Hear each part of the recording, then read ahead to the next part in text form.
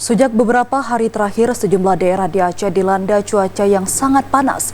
Bahkan BMKG mencatat suhu di Aceh mencapai 35 derajat Celcius. Ketua Persatuan Dokter Kulit Indonesia Perdoksi Aceh mengimbau kepada masyarakat untuk menjaga kesehatan kulit dari paparan sinar matahari. Cuaca panas sejak beberapa hari terakhir melanda sejumlah wilayah di Indonesia, termasuk di Aceh.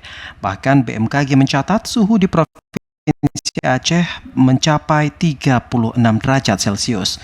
Suhu panas ini pun tentu akan sangat mengganggu kesehatan kulit dikarenakan paparan sinar ultraviolet yang berlebih.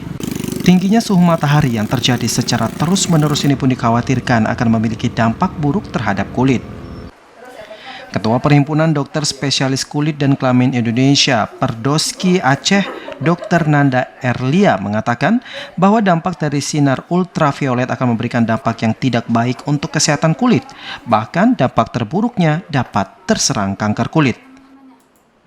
Baik, kalau spesifik terkait kesehatan kulit ya, yang pertama itu sinar UV yang saya sampaikan tadi.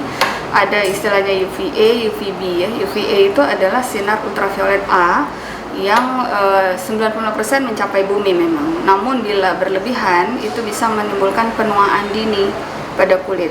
Kulit menjadi kering, keriput, timbul flek hitam ya.